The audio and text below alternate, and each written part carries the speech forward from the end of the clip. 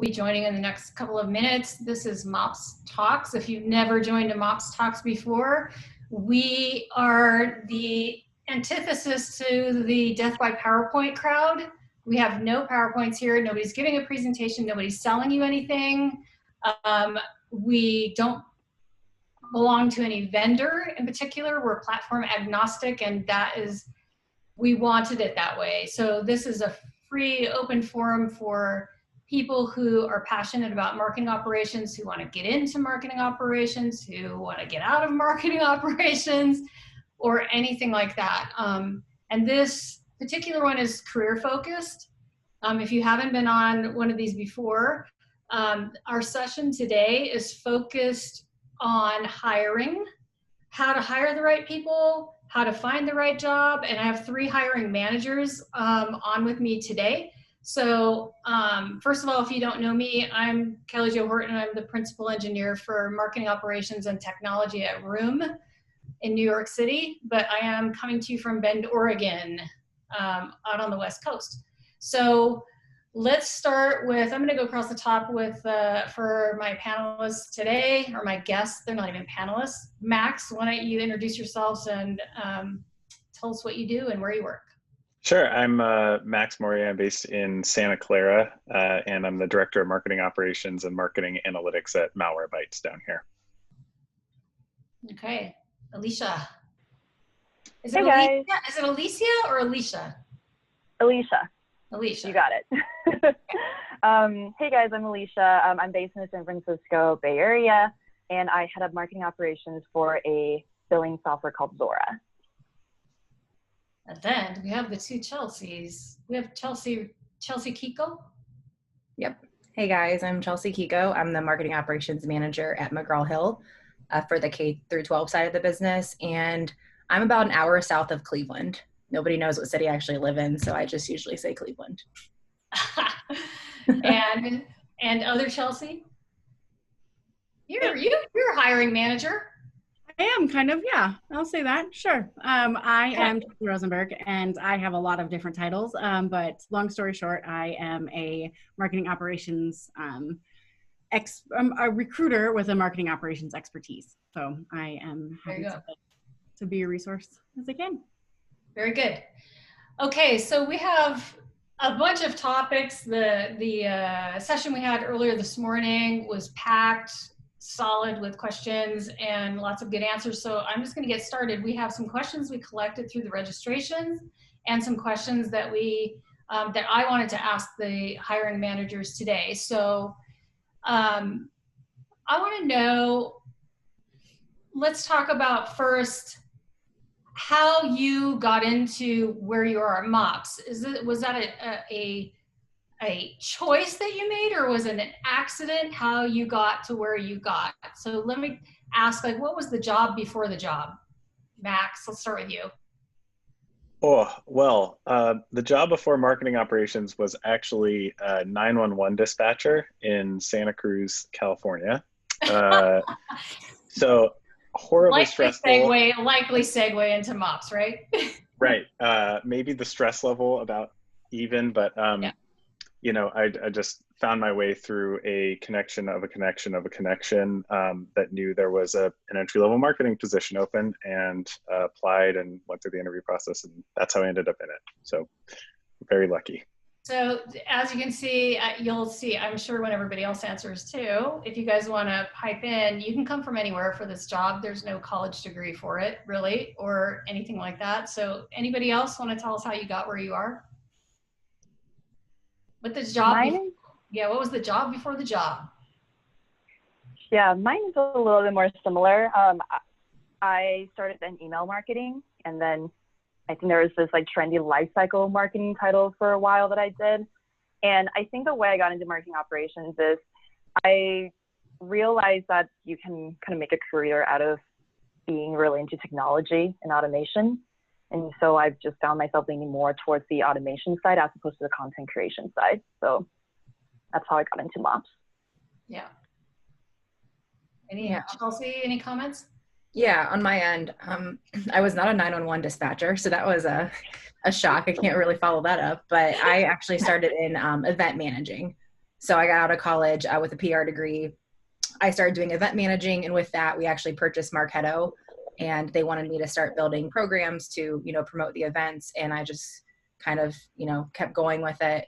And then used, different marketing automation platforms during that time too, and just kept running with it. I realized, like Alicia said, I love technology and automation and platforms that make things work better. And I just fell in love and kept going. All right. So I don't know how many of you on the phone are on this are actually marketing operations people, if you're trying to get into this career. But one of the most difficult things that people have is to try to explain what they do to somebody who doesn't understand what we do. It's really difficult. So I'm going to have whoever wants to jump in. What is it like when you try to explain to a family member what you do for a living? And let's not pick a family member who has like a computer science degree or a marketing degree, but let's pick Uncle Joe, who's a master electrician. How do you explain to him what you do for a living? Anybody? I feel like if it was an electrician specifically, I would try to relate it to whatever they do. So I would say I connect things together as well and make things work. But normally with my family in general, I just try to tell them that I work in technology and it helps support marketing and sales efforts. And they usually are lost by that time, but I just say, yeah, I'm like, think of connecting everything together, making things easier for everybody, but you're behind the scenes. And then they're just kind of like, oh, okay, and that's about it. So I try. What about you, Alicia? Yeah, I pick entry points that they understand. So I'll say like, that email that you really like, or like when you see a really cool website, there's a man behind the curtain that runs the robots and the tools that make it happen. So I would be that, well, I guess in this case, woman behind the curtain. Yeah. What about you, Max? What's your story if you have to explain to a family member or a child? Yeah, same line as Alicia. I tend to start with the website. So, you go to a website and fill out the form. That information goes somewhere. We manage the system that takes that information and then starts sending you all the emails that you get from that company afterward. So that's how I approach it. Very good. So I don't know about everybody on this call. We know people have been laid off recently, but I've also seen a lot of companies hiring. So it just depends on probably the industry you're in, whether or not you're hiring or not. So let's start with the job listings themselves.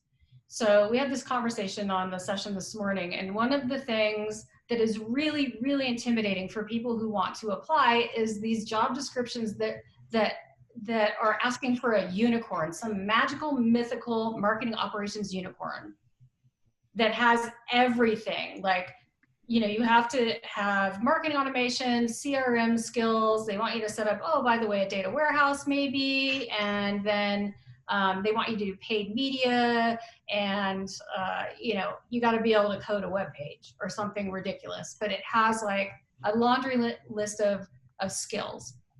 So I've seen this a lot for teams of one, especially if it's one person who they're trying to get to do it all. So what would you say to people who come across job descriptions like that and feel that they have 50%, 75% of those skills? Should they apply for those jobs?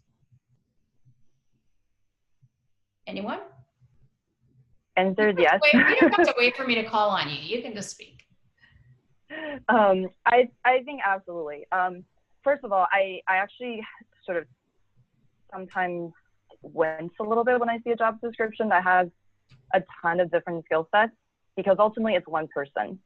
So I've always encouraged my friends to ask hey, realistically, what does a day-to-day look like for someone in my role? And what would be the top priorities for you this quarter and this year? Because with one person's bandwidth, can you even host a website and manage a CRM and do all these other things? I think from a job seeker's perspective, it's always worth applying, because not every JD clarifies what are must-have skill sets versus what are nice to have. And if you understand technology and how to sort of like leverage the existing platform, maybe you don't need to know these other tools. Maybe there are other ways to accomplish what you're trying to do. So I always feel like that stuff will come out of the conversation with a hiring manager, and ultimately what is the goal of this role? Less so like, can you manage these 50 tools that we currently have? Yeah, So, I would. yeah. Go ahead, Chelsea. Yeah, no, I was just gonna say I would agree with that, because I was about to say, something similar. Job descriptions, again, sometimes I wish there was a new way of doing and hiring talent, because a lot of times, I'll be looking for a specific role, but I can morph the role into the right type of talent, if that makes sense. If they have the skill set that's needed and I really like them as an individual and they have great experience, it doesn't have to always map to a JD. So I think it's really important to still apply. If you're somebody who's looking for a marketing operations role, always still apply and show your initiative to learn. So let's say one of the qualifications is to know a CRM, and you maybe don't have the right qualifications for that. Show your willingness to learn and invest your time in learning a platform and being able to, continue that skill set and be successful in the role. Right. Yeah.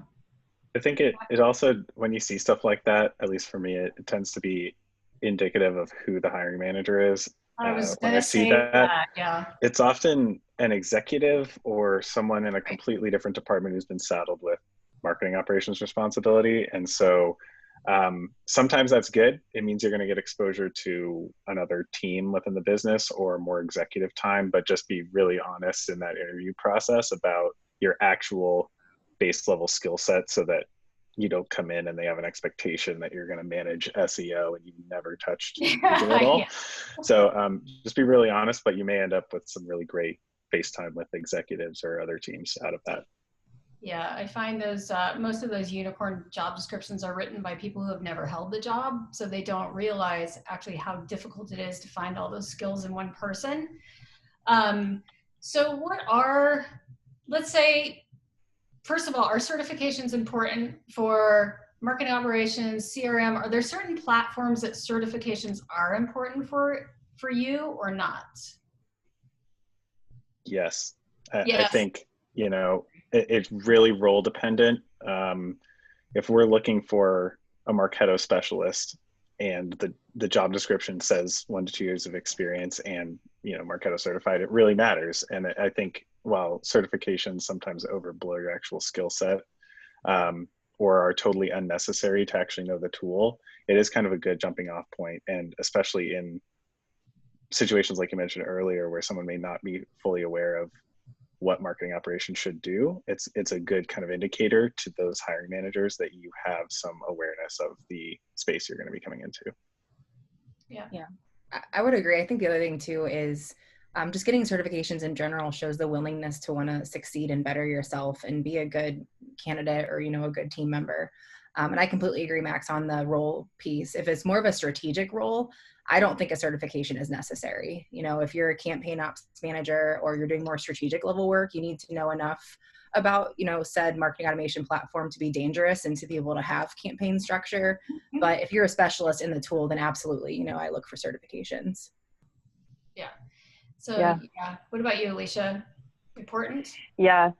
The distinction between like a strategic role versus like a high level IC or analyst engineering role, yeah, that's totally true. I will say, like, even in strategic roles, sometimes like I do love it if someone has like a Salesforce certification, because sometimes it depends on your level, but sometimes you are speaking to engineers and it's really great to shortcut and speak their language. So in cases like that, it's like a huge value add for me for certain certs like Marketo or Salesforce certs, but not necessarily a requirement. I think I just wouldn't let that stop you from applying. Yeah, someone this morning said that if they had 2 equal candidates, they might, like Chelsea said, it shows initiative when you go get a certification, but a lot of times it's not necessary, but it does show that you had sort of the curiosity and the willingness to learn. For me, when I've hired in the past, I would take drive, initiative, just general intelligence and willing to learn over a certificate any day, because a certificate does cost money. And if you're at a company that's not paying for certificates, it can start to rack up if you're paying $250 or more a pop. for each certification, but yeah, so I've had, it was a toss up from you guys and the guest this morning. So apply anyway, whether you have certifications or not. Maybe if you say, I would love to be certified, yeah, you know, I will definitely work for my certification. I'm really interested in it. So, I mean, you might try that tack too. So anybody who's been in this job knows how stressful it can be, just because it's so fast and furious all the time, and you have so many different platforms to manage and things like that. So what, besides the technical skills, what are the top 3 like soft skills or personality skills that you would look for in a candidate for this kind of, let's just pick a role. So let's just say it's a marketing operations manager. So that person has to manage the whole platform and also interface with other teams. So what are the top 3 skills you would look for that kind of a role? Personality wise, not technical skills. Good question. From my perspective, I would say detail oriented is key. I don't know the best way to say this as a description, but a team player, because you're going to be working with so many different members. You can't just be somebody who is cranky or doesn't want to work with teams, because it's important. And I would say innovative as well. Okay. What about you, Max? I think Chelsea's number 2 is basically one of my priorities, which is empathy. I need to know that that person can look at the workloads of our stakeholders as well as the other team members and understand what is and isn't possible, and understand why someone may be communicating with you a certain way and react appropriately, especially at the manager level. You can't get to that point without having to, you know, without knowing how to communicate with people like that and understand what they're going through. That's true. Alicia, any soft skills you look for? Yeah, and but communications is a really big one, especially as someone gets higher level. We often use the term of like, you know, a VP doesn't need to know how the sausage is made, because it's for them, it's all high level insights and what's actionable. So communications is key. It's a learnable skill. Resourcefulness and taking ownership will be my other 2. I think our industry is so incredibly new. Most of the time people are not coming in knowing how to do everything. So knowing you will own the function, whatever piece is carved out for you, and be able to ask the right question to come up with a strategy. That's ultimately what I think makes someone successful. Very true. Okay, so if someone is on the first phone screen call, what can they say to you if they, let's just say it's somebody who is more junior, and what can they say to you that would convince you to give them a chance if they're just trying to start out and they don't have, you know, so many years of experience? And this isn't let's just say it's not a very senior role, but somebody who's trying to get into this career. So what could they say to you on that first interview that would let you know that they're like maybe a person who you could train and take on? I've actually hired someone.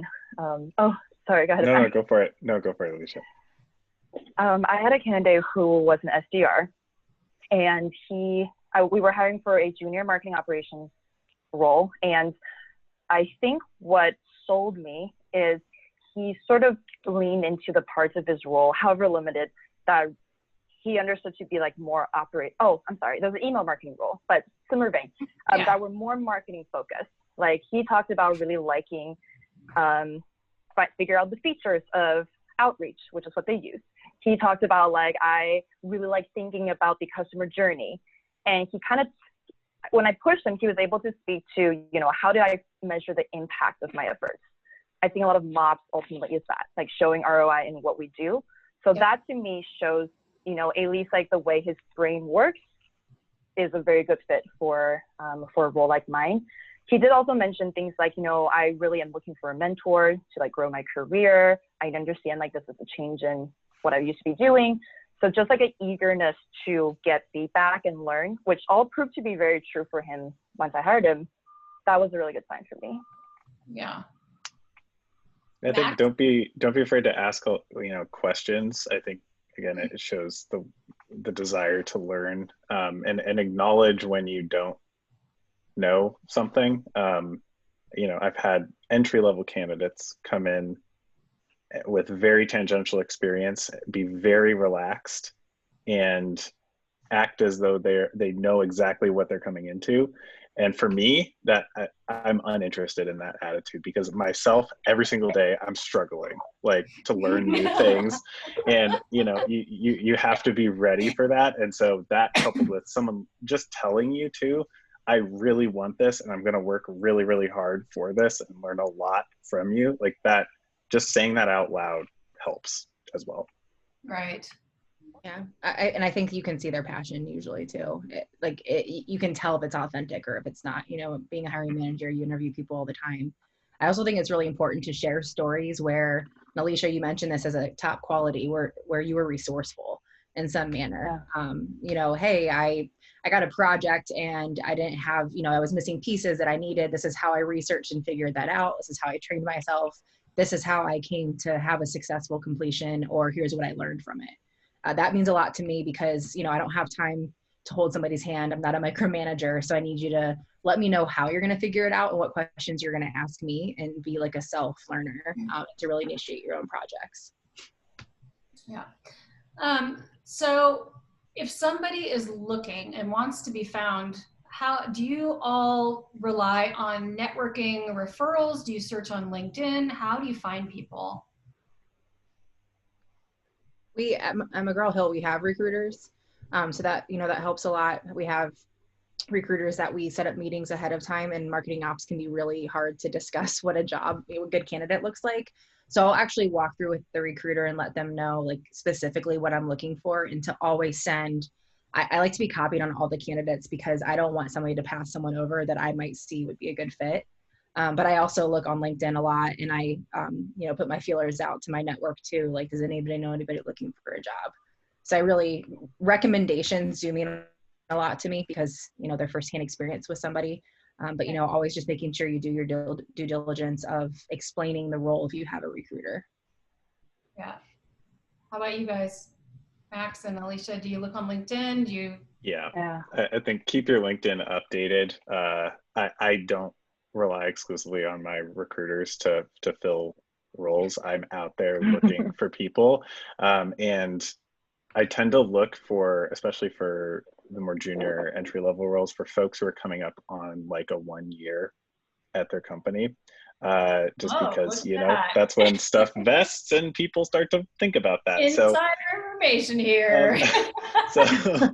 So I'll look for that sort of thing. But yeah, I'm definitely out there on LinkedIn looking through like your job, just like update, have some projects listed out, like have it there. That's a great indicator that we should be talking to you. That's what I was going to ask. What should somebody have on their LinkedIn profile? Like, are you looking at the summary, the headline, the last 2 jobs? What are you looking for? Because I know you don't have a lot of time, but what's going to stand out on a LinkedIn profile for you? I look at headlines, because I like to know how they think about their own career. I look through the jobs, and I try to see how they frame things. I always love it when people are more results oriented in their bullets of what they've accomplished.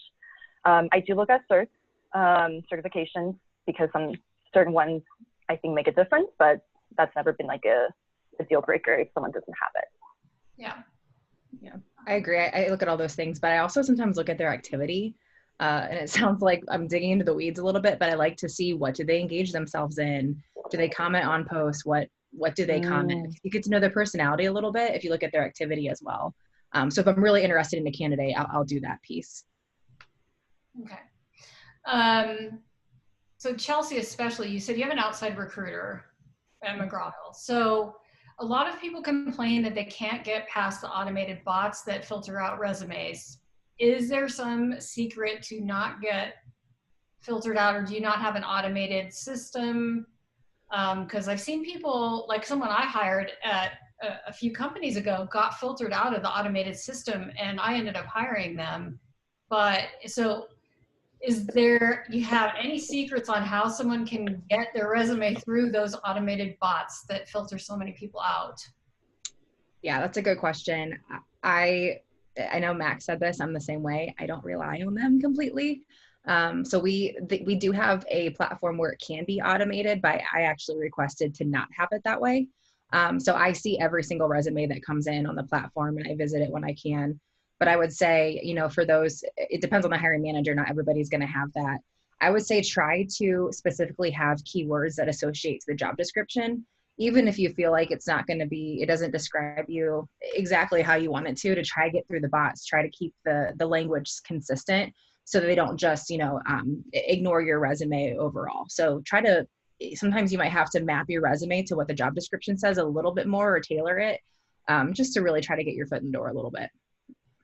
Yeah, there was a comment this morning that I thought was from one of the guests, who said, don't list absolutely everything you want on the job description, because you don't want to give someone a template to create their resume from. So they leave a few things off to see what comes out in the interview. I thought that was very interesting tactic to use. So once somebody gets past the recruiter,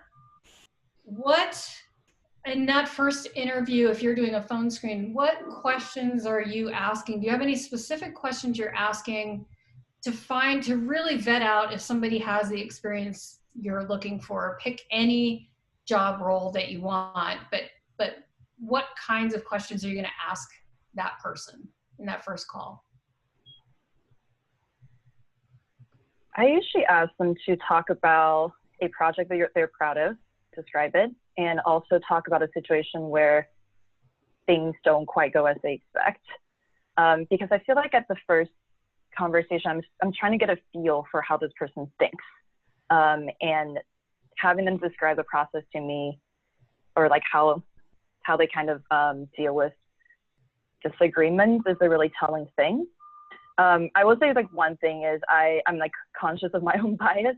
I tend to be uber process oriented, but I've hired folks on my team that I later found out has like other like superpowers, I guess. Like maybe they like communicate really well to leadership even when they're junior, or they're really good at like being concise with their decks, things like that. So sometimes I'll ask about that too. Is like, what's like one superpower you think I should know about?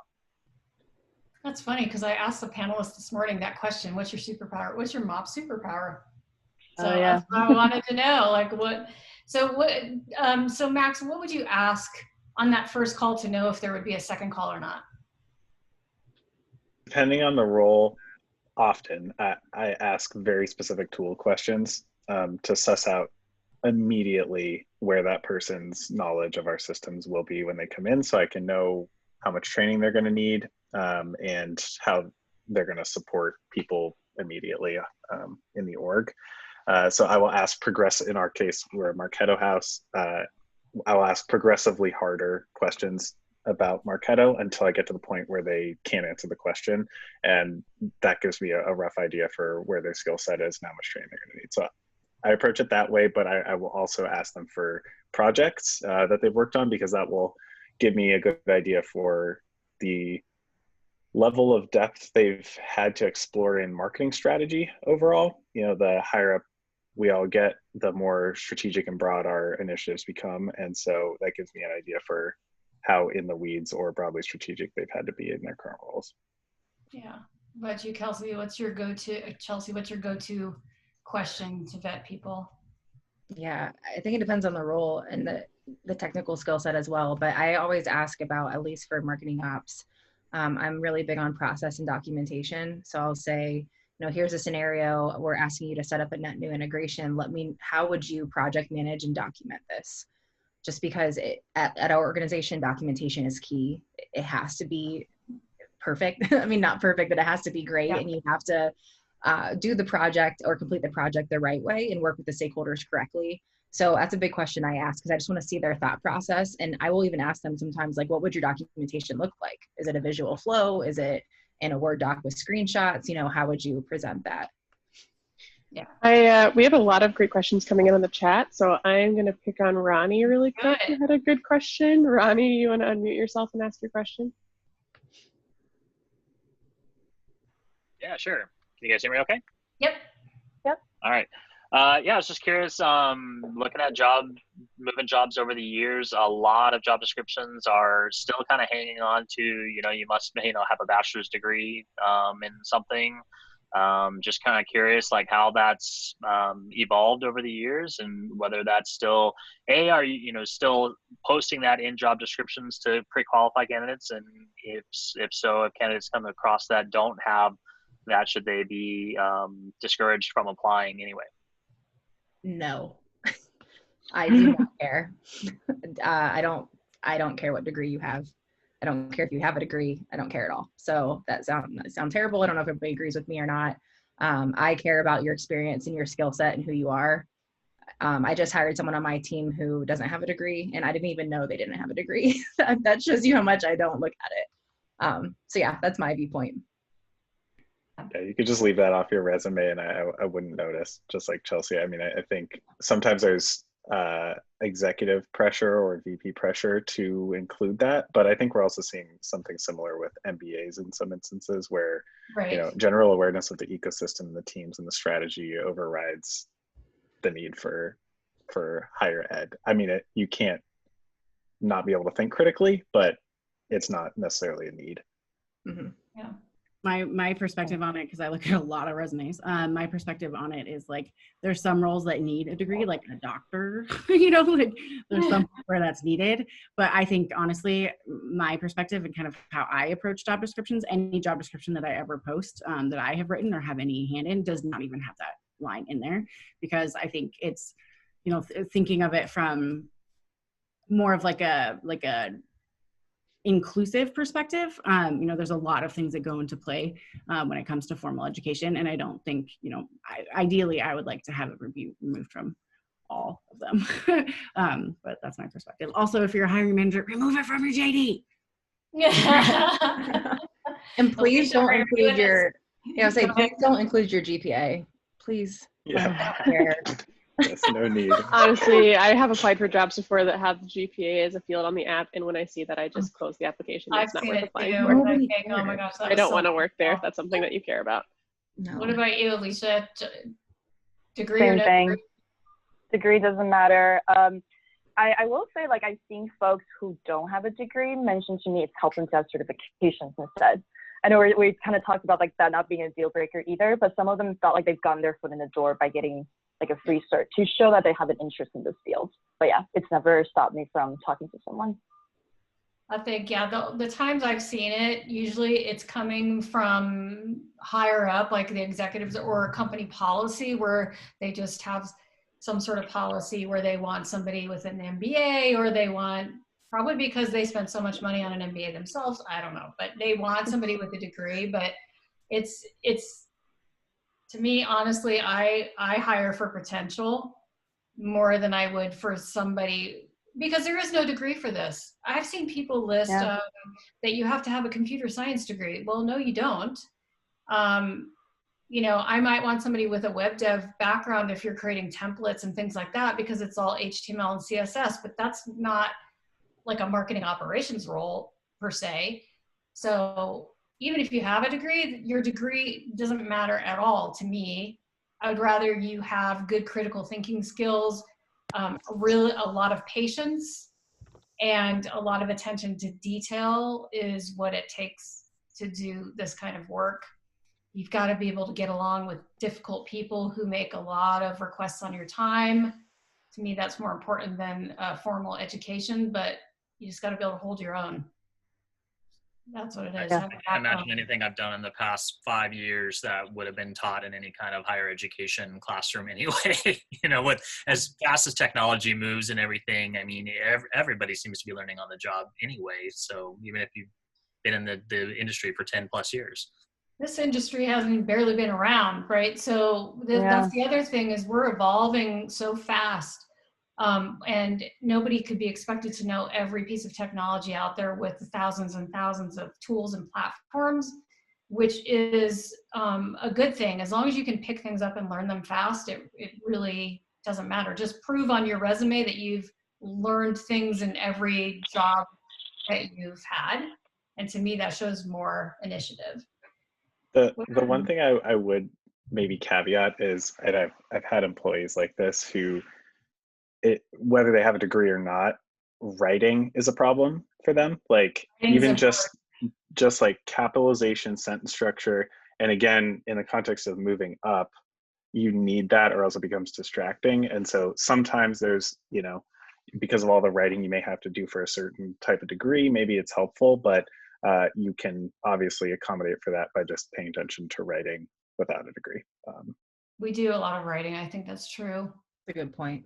Yeah, especially in your communication, to stakeholders or even via email communication, it becomes distracting. Yeah, if somebody can't, write formally well. All right. What other questions do you guys have? I don't want to go off all the list of everything that we had. If somebody has a live question here. Yeah, feel free. If you have a question for any of the speakers right now, you can go ahead and unmute yourself and ask it. Otherwise, I'm going to keep asking. Everybody's so shy. All right. So I want to ask, so because everything's remote now, is this a company policy or personal policy? Are you willing to hire a marketing ops role that will be remote even after this whole pandemic is over? And have you changed your mind in this process? So where do you stand on hiring remote employees for long term now? Alicia, I'll start with you. Yeah. If you had asked me a year ago, I probably would say no to remote. But I feel like my team has worked pretty effectively during this time, and who knows how long we'll be stuck at home for. So at this moment, I would hire someone remote. In fact, I feel like our company has actually adopted infrastructure to be a lot more flexible. So like we have more people even within my team that have moved to other cities now. So even when we go back after quarantine, we won't be in the same office. So yes, I think now I probably, would be very open to remote work. What about you? Let's go with Max. Again, I think sometimes you're not in the position to really make that call. Personally, I've seen, half of my team is fully remote anyway. And so I've never had a problem with that. And over the last few months, we've had more work than we did before, and we've been managing perfectly fine. So I think there's some value to FaceTime in the office at HQ in terms of relationship management. But I wouldn't have any qualms with hiring a fully remote employee. What about you, Chelsea? Yeah, I don't care where someone's at. I'm full remote. I think a lot of companies who have mandatory on-site jobs miss out on a lot of talent personally. So I'm pro remote. You can connect. There's a lot of ways to connect now, and I've always been that way even before the whole pandemic thing. Yeah. I've had I think people are changing their mind, obviously, because there have been a lot of companies in the past that have said, you're just not going to be as effective if you're not in the office every day, and we need you here. And it really depends on the personality type. There are some people who cannot focus at home. They just can't, for one reason or another. Even if they don't have distractions, they just don't work well self-managed like that. They need other people around them, or they need to be in an office. And so for me, I would vet that out on the interviews to find out if they'd worked remotely successfully before. And because some people have a really, really hard time with it. So I would say it depends on the candidate whether or not they would be successful in working from home, working remotely for the long haul. But I agree, there's talent all over the country, and expecting them to move to big expensive cities is a bummer, because if you can get somebody who works remotely from anywhere, your talent pool is going to be so much bigger, I think. So let me see. We have Michael has a couple good questions that he's dropped in. Michael, you want to ask them those? Yeah, sure. I'll jump in on that, guys. Good to see y'all. So I have a question for you really about kind of what your onboarding process is like once you've made the hire and kind of how you slot people into your org chart for your team. So, Marketo had a webinar a couple of years ago about how their MOPS team evolved over the years. And I'd love to know kind of how yours has evolved structurally and what you do to plug people into that structure as you're growing. Yeah, I'd like to know that too. Do you guys have big teams or small teams or teams of one? What do you have? On my side, we actually split up our marketing automation and marketing operations. So I have a counterpart who does the automation campaign piece, and then I have a member on my team, a MOP specialist. So we're kind of large. Our marketing automation operations is about 8 people total. How many people total? 8. 8. Wow, that's good. Yeah, and it's nice to be solely dedicated to MOPS too. Like I don't do any landing page or email building or anything. I do all operational processes. So what's the first like 30 or 90 days like for a person coming on? You just say, hey, welcome to the team, design a lifecycle process for me? I wish. No. We're a pretty large organization and our data is very mature and complicated, and it's a lot to learn. Like I've been here about 8 months and I'm still learning. So normally what I do is I try to line up 30, 60, 90-day goals that I feel like are attainable. And sometimes it might be, like for example, my new hire, she started in March. Her 30-day goal was to create a marketing operations intake form. We didn't have one. She doesn't need to know McGraw-Hill that well. She created an intake process for jobs to come in. But it's a lot of listening, adding them on calls, introducing them, especially for the MOPS piece, because you really have to know the data to complete a project. So she's still even shadowing me on some like of our larger projects right now. But she's starting to do a lot more items within Marketo or Marketo House. So like helping us with maintaining, the platform. But onboarding really is, if they know Marketo, slowly introducing them to projects in our roadmap and what we're working on. If they don't know Marketo, then they need to buckle up and listen to some videos. Yeah. I'm going to jump in, even though I'm not technically on this panel, but I have opinions. Oh, we'll let you. It's okay. Thank you, Kelly. I do quite a lot with onboarding for our new team members, and we're also a fully remote company, so I happen to know a lot about remote onboarding specifically. One thing that we do that I found really helpful is obviously everyone that's hired has a manager, and their manager is doing a lot of one-to-one onboarding during their first few weeks/month. But we also assign a peer onboarding mentor. I think that might happen a little more organically in an office, like you have another person on your team who can be your friend and you can eat lunch together and whatever. That doesn't really happen organically remotely. So we assign another person that, if you are new and you feel uncomfortable asking your manager a question, which you should never feel uncomfortable doing, but if you feel like you don't want to look stupid or you don't want to ask the whole group, this person is your friend and they're in the same job as you and they have done all this before, probably pretty recently, and they're there to answer questions for you. That we've seen be really successful, having kind of that, you get one-on-ones with your peer mentor and you get one-on-ones with your manager. Other than that, it's kind of having a ramp-up period. It's a little different for consulting because we're able to kind of more literally have a ramp-up period for how many billable hours you take over time. But I think this is still very applicable in a, non-billable environment where you're not expecting them to jump in and, like Michael said, build a life cycle on day one. There's quite a lot of time that's spent in the first 30 to 60 days just learning your system, learning how your company works, learning your processes, learning where they can add value.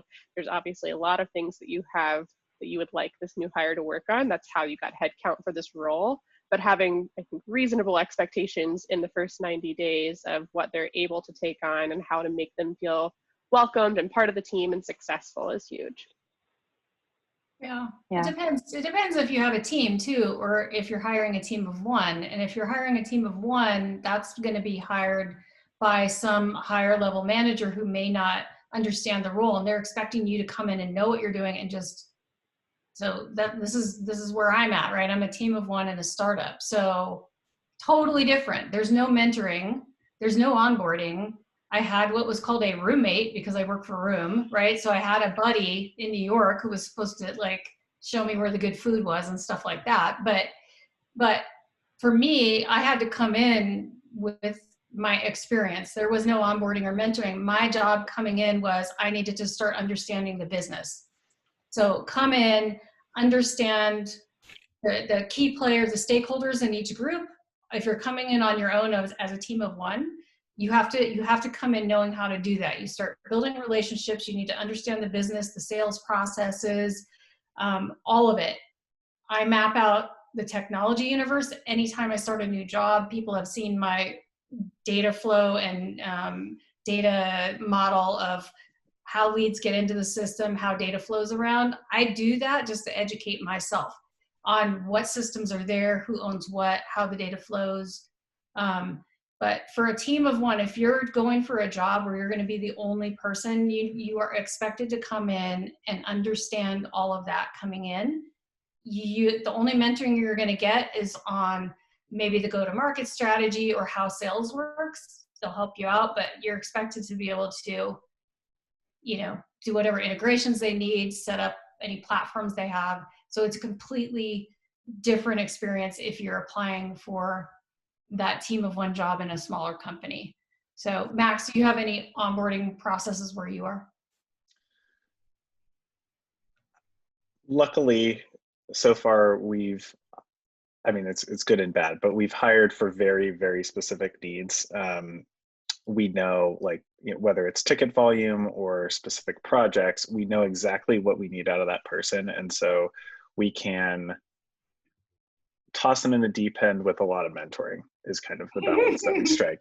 We start assigning the easiest possible projects and tickets right off the bat. And then we expect myself and the entire team to be very responsive to questions. Again, asking a lot of questions is really, really important. So over the first 30 days, usually it's the easiest tickets, and then we just 30, 60, 90 easiest, middle, hardest, and then by the end of a full quarter, you should know how to do every type of request and know who all of your primary stakeholders are. And it's just a big team effort getting that person up to speed. A lot of documentation helps. Yeah. I want to let other people ask questions, but I have one more that I actually really wanted to get to because I get this question a lot. Job description specifically lists certain platforms. So a marketing automation platform, if I have Eloqua experience, but you say you want a Marketo person, are you still going to talk to me? Yes. Yes. Yes. So if you have, you list your tools, and I have experience. So I've done Microsoft Dynamics integrated with Marketo, and you have Eloqua and Salesforce or whatever. You have some other weird combination. You have some platforms I've never heard of, but I've integrated all these other things, and I have other experience. Are you still going to give me a look if I apply for the job? 100%. Yeah. For sure. Yeah. Especially if you can speak to having integration experience. I think that skill set in its own, regardless, platform agnostic, is super valuable. Yeah, and I also think if you get to the point where you have a good pool of candidates, and let's say it is Marketo and Eloqua, and I, really like the person who has Eloqua experience better, they're just a better fit overall, I'm going to take that time to teach them Marketo because I feel like they're a better fit for my team.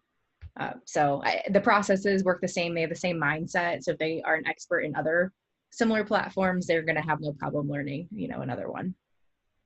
Yeah.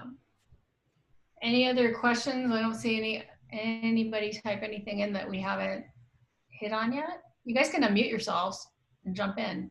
Don't be shy. I have a question. Yes. So I live in the email world, but I have MOP portions that are related to my job. And down the road, I would love to take on more of an operation, dedicated role, but I don't have a lot of experience integrating tools. I kind of live in Marketo, and I have a few tools I work with, but I've never managed integrations.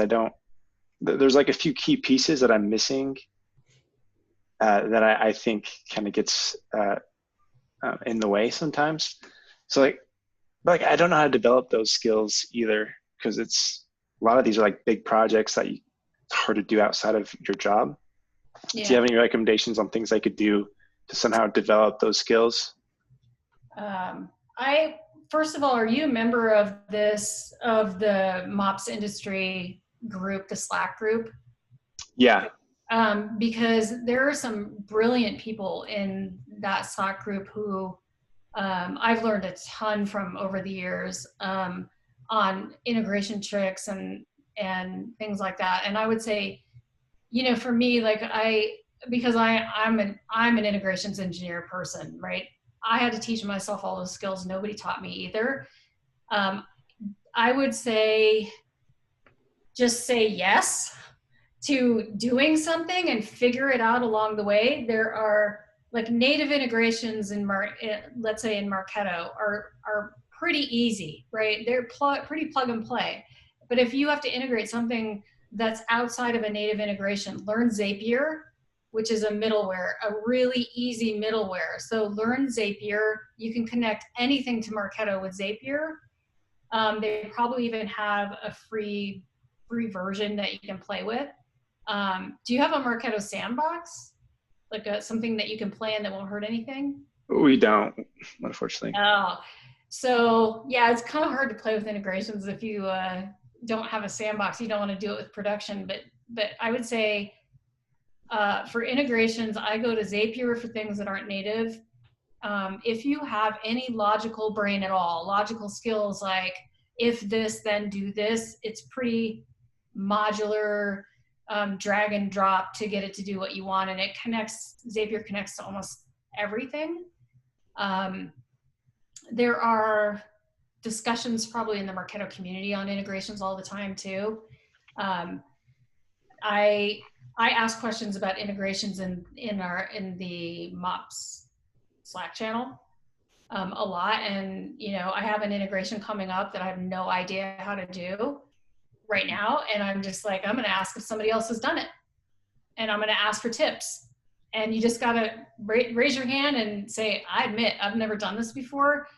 I want to try. Is there anyone else who's done it? And what have you run into? We discuss all kinds of things in there, is even like Zoom webinar problems, the disconnect problems with Zoom or whatever, and people will help you out, no problem. But Yeah. You can go on the LaunchPoint partner webpage and read the documentation on these integrations and teach yourself for a lot of them. Use Postman. Yeah, or I was going to say, oh, go ahead, Alicia. I think one thing that I did when I was in email marketing is having to find opportunities to expose myself to more like the tool side of the house. So in email marketing, right, like if you're able to think about, are there any opportunities for optimization? I remember one tool I proposed was, I found this tool, I can't remember the name of it, but it basically allows you to create email templates really quickly, but you have to integrate it into Marketo so you can import it. And I was trying to position as like, I know I'm an email marketer, but like this will save us time in this way. And depending on how strict your org is, I was given the opportunity to kind of run that integration. Zapier, I think, is actually a really good idea because you can run things outside of Marketo. Like we created something, I think that was like a form that feeds into Google Docs that would connect to Zapier. Right. And so that one is like an easy, like safe thing that's not going to screw up an instance if you're not a Marketo admin or whatever email tool you're using. So I think the toughest part I have found is how do I marry what I want to learn to what the business needs are? So as much as you can find ways to optimize your work currently and like pitch it to your manager, that might be a good way to go. Yeah, I would just ask.